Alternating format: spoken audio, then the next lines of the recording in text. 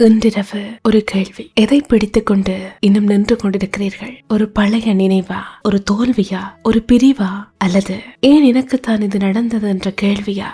சில நேரங்களில் நாம் முன்னேற முடியாதது நாம் பலவீனமானவர்கள் என்பதற்காக அல்ல, விட வேண்டியதை இன்னும் பிடித்துக் கொண்டிருப்பதனால். வாழ்க்கையில் சில விஷயங்களை மறக்க முடியாது, ஆனால் அதனுடன் வாழ கற்றுக்கொள்ள முடியும். அதுதான் மூவ் ஃபார்வர்ட். மூவ் ஆன் பண்ணுவது எல்லாவற்றையும் மறந்து விடுவதில்லை, நடந்ததை ஏற்றுக்கொள்வது, வலியை உணர்ந்த பிறகும் வாழ்க்கையை தொடர்வது. சில நேரங்களில் நாம் இழந்த மனிதர்கள், உடைந்த கனவுகள், செய்த தவறுகள், இவற்றையே பிடித்துக் கொண்டிருக்கிறோம். ஆனால் வாழ்க்கை பின்னோக்கி செல்லாது, அது எப்போதும் முன்னோக்கி தான் நகர்கிறது.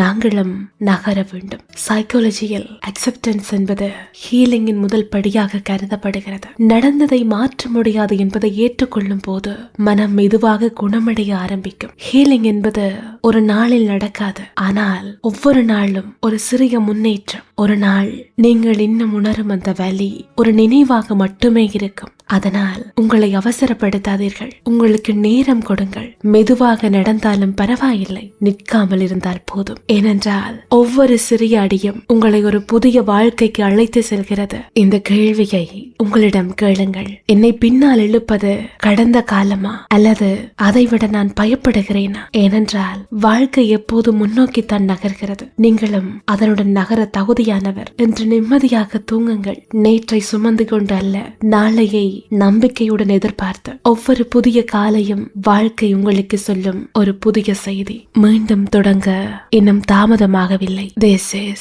Mind Voice Podcast. Moving forward doesn't mean forgetting. It means choosing to live again. இப்போது உங்களுடைய வாழ்க்கையில் எதை விட்டு விட்டு முன்னேற முயற்சிக்கிறீர்கள்? கமெண்ட் பண்ணுங்க.